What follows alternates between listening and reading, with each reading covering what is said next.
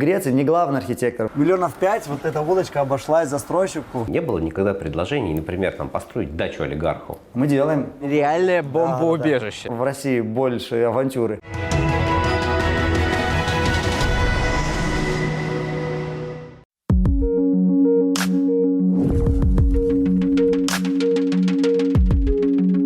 Стильный и лаконичный апарт-комплекс «Отражение». Переливающийся на свету бизнес-центр «Хамелеон». Грандиозный жилой и бизнес-квартал «Парк Мира». Все эти и многие другие объекты российской столицы – дело рук греческого архитектора Григориоса Гавалидиса. 10 лет назад в его бюро под названием «Гафа» числилось лишь 3 сотрудников, а сегодня 30 архитекторов и конструкторов, а также более 30 инженеров. А главное, это только начало. И это архистремительное развитие бизнеса Григориоса объяснимо хотя бы тем, что наука и искусство строить у него, буквально в генах. Само слово «архитектура» греческого происхождения. Все ее принципы, термины, законы родом из солнечной Эллады. Так почему же потомок древних греков, построивших когда-то Парфенон и храм Зевса Олимпийского, решил продолжать дело предков в далекой России? Более того, почему гражданин Евросоюза, имевший возможность учиться в любой точке Старого Света, закончил вуз в Санкт-Петербурге? Сегодня на эти и многие другие вопросы ответит сам Григориос Гавалидис, грек, построивший успешный архитектурный бизнес в России. Ясос Григориос. Ясос, это. Скажите, пожалуйста, где мы сейчас находимся? Я так понимаю, это место особенное для вас. Да, все верно. Мы находимся на жилом комплексе «Парк Мира». Это первая большая реализация, в котором, условно говоря, весь облик, всю архитектуру там было придумано мною. Материалы, которые мы использовали, переосмысление пространства, создать такой некий уютный европейский квартал, что, в принципе, не было принято, потому что зачастую люди хотят увидеть больше плотность, большие высокие здания. Сам жилой комплекс, он составляет 50 тысяч метров. Это та часть, которую разрабатывали мы. Всего, я думаю, вот, честно говоря, вот есть вот это огромное высокое сооружение, которое делает другая компания «Архитектурное бюро». И одна часть с правой стороны, это была первая очередь. Это веселенькое, это все ваше? Все наше, да. Вот все, что про веселье, все, что про уют, это про нас. Под нами сейчас 12 метров глубиной находится спортзал, кроссфит, да. 12-метровый колодец. Все верно. Бывшее бомбоубежище. Реальное бомбоубежище. Да. И это первый случай. Из десятки девелоперов обсуждали историю использовать бомбоубежище, потому что это готовый фундамент, готовые железобетонные долговечные стены. Но открыть его – это кучу денег. Но здесь девелопер был смелый, и он сказал, окей. Откуда она начинается? Вот с той стороны. С той стороны? Вот, ребята сейчас заходят, это в кроссфит. Значит, там будет, там они вот сейчас будут спускаться по лесенке и попадут в бомбоубежище. И дальше куда они пойдут вот всю эту территорию. Вот сюда. Отделано это все, значит, могу вам показать. Покажите нам все. Значит, смотрите. Принципиально, что новое. Мы на тот момент многие материалы сертифицировали, потому что они впервые были использованы в России. Это примерно 10, да? Это 10 лет назад. 10 лет назад мы привезли вот этот сумасшедший парклекс-панели из Испании. Это вот эти вот деревянные, да? Это каждая панель, она уникальна, она не повторяет свой рисунок, потому что здесь мы видим натуральное дерево. Как отпечатки пальцев. Все верно, да. Это настоящее дерево. Они стоили денег. Да, тогда заказчик деньги еще не жалел. Ему нужно было продавать и продавать задорого. Это как яхта. Вот реально. Яхта в центре Москвы? Да. Круто. Мы реализовали. Испанский терракота имеет долговечный, совершенно долговечный, в смысле, там, ему 500 лет не страшно. Соответственно, все вот эти светлые, вот эти панели, это наша котельная на самом деле. Такая нарядная котельная, только у нас. Ничего себе. Да. А где, собственно говоря, люди-то живут? Люди живут вот в этих двух зданиях, 30-е и 25-е строение. Вот это жилой, да? Да, все верно. Жилой и дальше глубже жилой.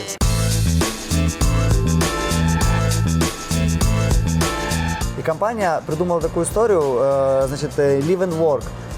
Соответственно, люди должны были покупать здесь себе и жилое пространство, и офисное пространство. И работать, и жить все в одном месте. И комфортном месте. И детский садик здесь есть, и парикмахерская. И тут очень-очень многие бизнесы как раз рассчитаны, что там жена ведет бизнес у себя вот в жилом комплексе, а там муж, понятно, что это все где-то зарабатывает, Чтобы здесь купить квартиру, надо много зарабатывать, я так понимаю. Думаю, да. Не дешевое проект жилье. Оказался очень востребованный. Тут же везде шлагбаум, в смысле от шлагбаума до шлагбаума, это отдельное государство на самом деле. И это видимо, со своими законами. Законы здесь писаны исключительно для богатых, ведь купить место под солнцем этого государства в городе рядовому москвичу определенно не по карману. Например, 4-комнатные апартаменты в Парке Мира стоят порядка 35 миллионов рублей, как 4 3-комнатные квартиры в сданной новостройке. Светлый кирпич – это офис, темное дерево – это офис, значит, светлое дерево. Разделили, чтобы было визуально понятно, какая функция в где каком... работать, где жить, да, понятно. Зелененькие, веселенькие двери. Двери и... акцентные, чтобы было видно сдалека, где входная группа, да. И невысокая навигация. этажность, да? Это вот тоже важно, я так Этажность, какая была первоначально. В смысле, на этажности мы особо не работали. Наша задача была, это было бывшее промышленное сооружение. То есть это все здесь уже было, грубо говоря? Это все был один большой завод. Не совсем завод. На этом месте, неподалеку от метро Алексеевская, раньше располагался научно-исследовательский институт «Импульс». Сегодня трудно поверить, что в этих самых корпусах в строжайшей секретности советские ученые создавали первый спутник, ракеты и работали над ядерным щитом СССР. Но здание, построенное еще в начале 80-х из толстого, но непрезентабельного силикатного кирпича, новых обладателей, бизнесменов и политиков, понятное дело, не устроили бы. Сложности с ведением архитектурного бизнеса в России, например, там в Европе, в Греции. В чем разница? В Греции я занимался элитным жильем на островной части Греции. Здесь тоже элитное жилье? Да, но здесь масштаб другой. Здесь мы говорим о 50 тысяч метров, 200 тысяч метров, 25 тысяч метров. А в Греции это было для меня 200, 500, максимум метров. Людей меньше? Да, людей в моем родном городе равно 18 раз меньше. Есть разница между в менталитетах, вот, Конечно. допустим, греческого народа и русского? Я должен сказать, что из всех стран, где я был и жил, Россия и Греция, они самые подходящие. Мы оба православные страны, у нас очень много общего. Но мы посмотрели сейчас какую-то там небольшую часть, да? Конечно, да. Еще это... что-нибудь нам покажете здесь? Давайте, конечно, с удовольствием. Есть, значит, здесь как раз есть такое некое хитрое место. Вот, знаете, в Швеции, значит, в Стокгольме, очень знаменитая маленькая узкая улочка, да? Вот у нас здесь есть своя, и она очень интересна тем, вот сейчас я вас поведу. Ха-ха, вот сюда? Да. Здесь, значит, мы видим совершенно такую интересную историю, в том плане, что это не фиброцементом дешевой панели мы облицевали, а немецким, породистым, ручной формовки кирпичом. Здесь же никто не ходит. В том-то и дело, и в этом всем абсурд. А здесь у нас испанская дорогущая плитка. Совокупно, я думаю, 5 миллионов вот эта удочка обошлась застройщику, чтобы она соответствовала принципиально архитектуре здания. Я, конечно, парень широкоплечий, но мне здесь, в принципе, можно пройти, но не очень удобно. Народ сюда ходит фоткаться для Инстаграма. Да, это очень такая популярная маленькая точка. А есть какое-то любимое место у вас во всем этом огромном жилом комплексе? У каждого архитектора есть всегда свой любимый ракурс и свое любимое место. Я готов ее пойти и показать. Я хочу посмотреть очень. Так, и что же это за любимое место? Чем оно так приглянулось? Здесь такая, знаете, очень комфортная узкая улочка, где все офисное пространство. Маленькая Швейцария. Маленькая Швейцария, все верно, да. Вид что создает шикарный. такой уютный, знаете, комфортный городок. Даже вот сейчас мы слышим купола рядом церкви, и это уже прям такая, настоящая Европа. Мне очень нравятся вот эти вот выпуклые, как это называется, не знаю. 400 килограмм каждое окно. 400 килограмм, как они не падают. Заказчик, конечно, с ума сошел, когда согласился, потому что, это очень тяжелая технологическая была история, поднять 400-килограммовые окна, смонтировать их на реконструируемое здание. Это все рождается в командной работе, как всегда, и, у нас в офисе. Соответственно, я предлагаю как-то переместиться. Он тоже и крутой? увидеть. Он тоже не хуже. Ну, тогда с удовольствием. Договорились. Название компании грека Гафа расшифровывается как «Гавалидис and Friends». Интересная аббревиатура и вполне объяснимая. Ведь Григорио создает не только комфортабельные жилые дома, но и в собственном офисе, по его же уверениям, поддерживает приятную, дружественную атмосферу. И в первую очередь за счет расположения этого самого офиса. Он находится на Нижней Сыромятнической улице. Еще недавно это были глухие задворки Курского вокзала. Но за последние годы здесь вырос целый модный, креативный квартал ArtPlay. Центр жизни современных хипстеров Москвы. Вот в окружении этой самой замечательной модной архитектуры и работают по-настоящему современные архитекторы грека. У Гафы офис скромный, небольшой open space, переговорка и кабинет директора, точнее директоров. У Григориуса есть русский партнер и совладелец архитектурного бюро. Возможно, вскоре появится еще и третий, по семейному признаку. Это классика мина кугит, бай. Это мой родной брат. Первый вопрос напрашивается сам собой. Что такого особенного в России, раз вы променяли солнечную прекрасную Грецию на наши суровые будни? Значит, все-таки это архитектура, действующая архитектура, большая архитектура, жилые комплексы, торговые центры. Это все сейчас в Греции, к сожалению, не строится, оно не востребовано. На самом деле, мой район, родной город, где я живу, он вмещается вот в первую очередь, мне кажется, нашего жилого комплекса, который мы сегодня ездили, смотрели. Какой у вас родной город? Салоники. Это Ну, крупный? Салоники это второй самый большой, это северная столица Греции, миллионник город. А вот там, где я именно живу, это город спутников Салоники, Нередестос. Это значит, ну такой курортный, русские очень любят, очень много приезжают. Вот. И там, конечно, нет вот этого движухи, нету для молодых архитекторов поля реализации. Очень все как бы такое камерное достаточно. А Москва захватывает своим объемом, своей новизной. То, что Москва очень хорошо впитывает западный опыт. Ну, Москва, понятно, крупный город, но далеко не единственный в Европе, да? Почему все-таки Россия? Все получилось достаточно спонтанно. Значит, в Грецию имеется очень интересная система баллов для поступления в университет. Все зависит от востребованности. В моем поколении архитектура не самый востребованный был на обучение, и, соответственно, балл был очень высокий. Довольно странно. Греция – колыбель архитектуры. Колыбель архитектуры, но у нас все стандартизируется по поводу, сколько рабочих мест необходимо стране. Соответственно, если архитекторов, допустим, не так много нужно, соответственно, попасть в архитектурный вуз поднимают балл. Это каждый год калибрируется, чтобы не создать ненужных кадров. То есть архитекторы Греции не нужны сейчас? Да, но как бы не в том объеме, как, допустим, вот очень странно, это было летчики-истребители. Это люди, которые в 30 лет уже обеспечили себе шикарную пенсию, очень высокая, значит, заработная плата, но у них было на целых 4 балла ниже на поступление, чем в архитектуру. И как только я это осознал, начал искать пути. Значит, самый распространенный путь – это Европа. Значит, Британия, там, Германия. Брайтон, да, условно говоря, Берлин, да, Италия. Свободный доступ к этим университетам имеет Греция, так как это Евросоюз, ничего не нужно, это даже бесплатное, большинство из них получается для граждан Европы. Но там другая проблема, там очень дорого сама жизнь, в смысле снять жилье, пропитаться, летать туда-обратно. Соответственно, мы решили, что надо посмотреть альтернативу. Санкт-Петербург казался очень экзотическим, интересным для архитектуры направлением. У меня в семье нет архитектора, в смысле. А вы уже тогда поняли, что только архитектура Я с детства. и ничего другого? Да, я с детства вот осознанно, с тех пор, как это была любовь с первого взгляда. Кубики ставили, да, с этого Да, и момента? кубики ставил, и объемы, и задавал себе вопросы, почему это здание так, а не как иначе, о чем думал автор, как мы формируем среду. Для меня это вот почему-то с детства это все очень сильно волновало. И меня очень расстраивало, когда я видел страшные сооружения. Я очень как-то это все через себя переносил. А в Греции есть страшные сооружения? В Греции, не поверите, вот современная... красиво. Да, это наши предки. А современная архитектура очень сильно пострадала. Винная доля из пирога забрали себе инженера-конструктора. В смысле, в Греции не главный архитектор, в Греции главный конструктор.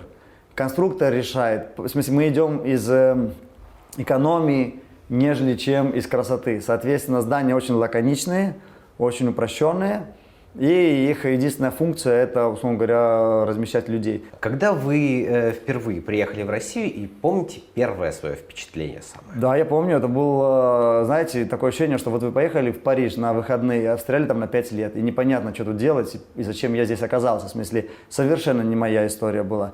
А Питер для меня казался по книжкам интересным. В смысле, вот выбираешь вуз.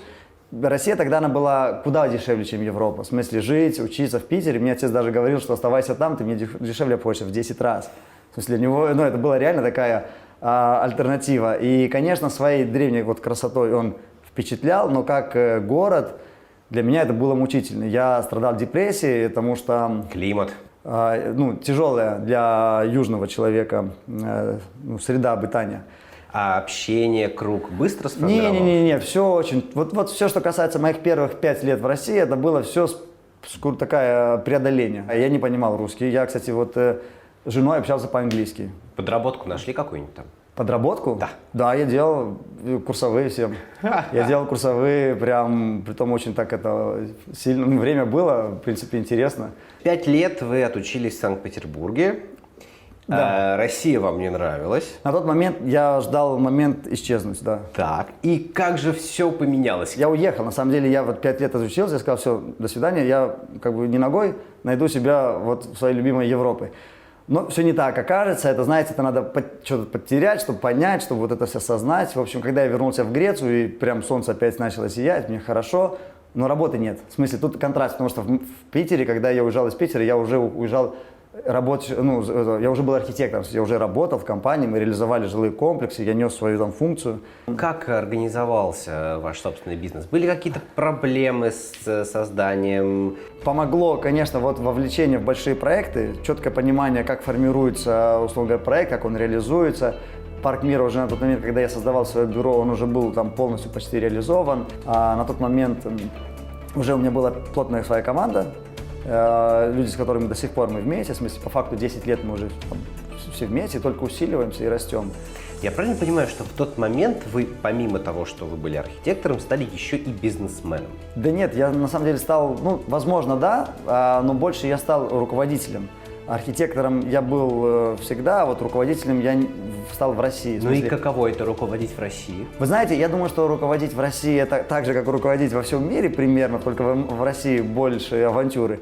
Вы архитектор модный, не было никогда предложений, например, там, построить дачу олигарху? Мы делаем одну из самых ярких и оригинальных в Рублевке, Жуковка, да. Проект там фантастический, тут ничего не скажешь, закрытый, не покажешь, но могу сказать, хотя бы в двух словах про масштаб. Чтобы вы понимали, мы недавно ездили выбирать кирпич, там более чем 500 000 евро потратили только на совершенно оригинальный датский кирпич, просто эталон кирпичей во всем мире. Сколько времени и вообще вот это вот технологический процесс реализации вашего проекта? Вот вам, например, звонят и говорят, хотим жилой комплекс. Вчера. Вот они говорят, хотим жилой комплекс вчера, давайте сделаем его вот сейчас. Да. Все, вот так. Нету времени. В смысле, в отличие от Европы, я думаю, что они раз 6-10 короче. Вот, в смысле, если мы что-то сделали за год, это 5-6 лет в Австрии. Такого же масштаба проект, да. Бывало ли такое, что вас пытались кинуть? Конечно, повсюду.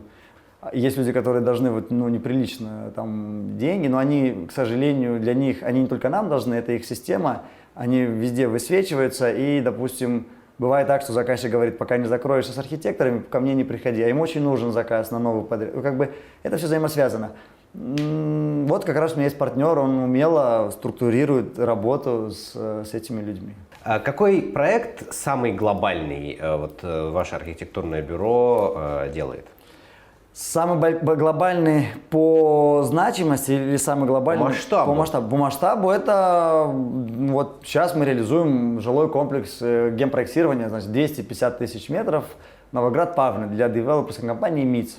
Огромная школа, огромный район. Жилые дома, дома, да, коммерция, все там прям. Похоже будет на Парк Мира? Да нет, к сожалению, на Парк Мира ничего не может быть похоже. Это такая была изюминка, эксклюзив. Я предлагаю поехать посмотреть, потому что одно дело рассказывать, а другое дело увидеть. Хорошо, с удовольствием. Масштабная стройка. Для меня корона. Добрый день. Да, значит, это обязательно. Требования безопасности. Конечно. Значит, здесь мы находимся в жилом комплексе Павлина. Это, в принципе, один из самых больших наших проектов текущих. Речь идет о 250 000 квадратных метров жилья. Это явно не один, да, вот этот дом? Не-не-не, это значит, у нас здесь где-то там 10 минимум, да. И сколько примерно в каждом квартир? Если посчитать, что это первый этаж 10 квартир, 20 этажей. Да. Набегает цифра. Да, конечно. Задача была современнить жилые кварталы, дать им новую там среду, сделать более комфортный закрытый двор без машин, и использовать современные, ну, как более такие интересные материалы. Как мы видим, что строилось раньше, это уже как бы морально устарело. Это вот эти, да? Да, это было вот до нас, когда другие архитекторы, особо не думая об архитектуре, люди нуждались в квадратных метрах, их покупали. Сейчас уже рынок как бы насыщенный жильем, да, и, соответственно, уже нужно как бы создать более интересный интеллектуальный продукт, чтобы люди заинтриговать и купить у конкретного девелопера. Но он дороже, значит, будет? Нет. Вот идея в том, что мы не особо можем, как бы цена не поднимается. Жилой эконом-квартал – это значит эконом. Мы не можем быть дороже рынка, иначе как бы люди не всегда готовы вложиться в фасады. А как же получается Вот сделать? в этом вся фишка. Значит, что мы сделали оригинальное? Мы поехали там 400 километров от Москвы, нашли завод, с помощью которого мы разработали более интересную фактуру кирпича. В смысле, использовали тот же отечественный кирпич. А можно подойти посмотреть? Да, давайте.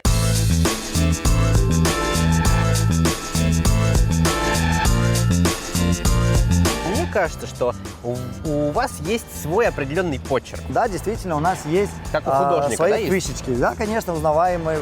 Условно говоря, вот этот кирпич мы там его заказываем миллионами, разработали самостоятельно и используем Вы в сами разных. помогали разработке? Конечно, мы участвовали в разработке этого продукта и до сих пор продолжаем. У нас уже десяток артикулов. Есть жилой комплекс в центре Москвы, на улице Красная Пресня, где используют ровно тот же материал, который мы себе позволили использовать в Балашихе. Вот здесь, где мы находимся. Там, наверное, цена жилья раз это Цена в 10 жилья больше. в 10 раз больше, но кирпич вот ровно этот артикул. Но это, соответственно, на стадии такой уже ближе к завершению, а я вижу, там есть прям совсем-совсем У нас еще строящийся. здесь, я думаю, стройка на пару лет. В смысле, Можем пойти посмотреть конечно, туда? Конечно, да, давайте.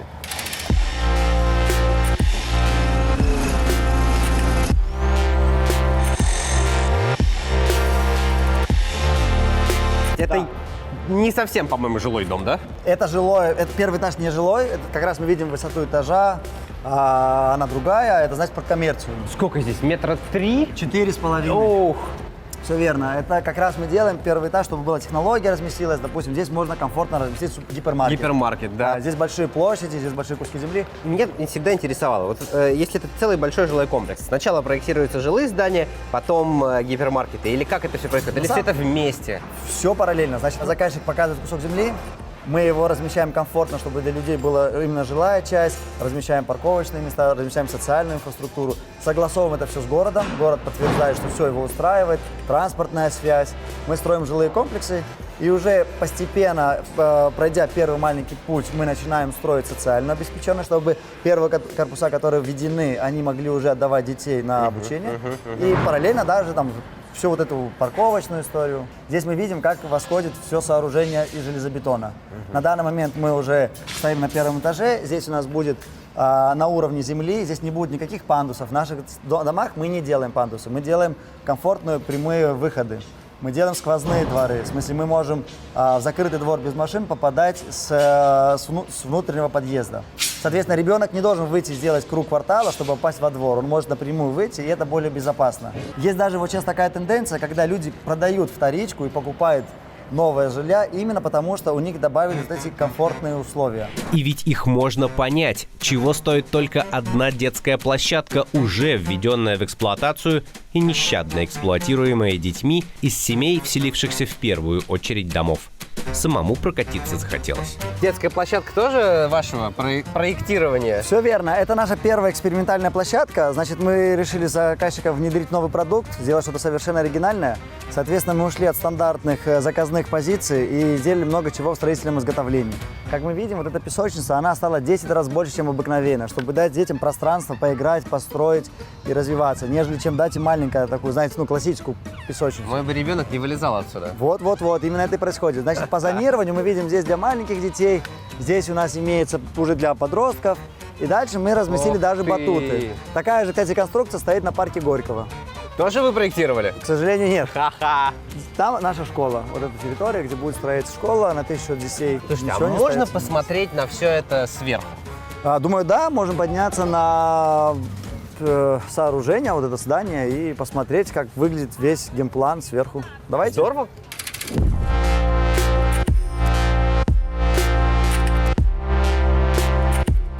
Вид сумасшедший отсюда, конечно. Да, здесь открывается вид на всю перспективу строительства в ближайших пару лет.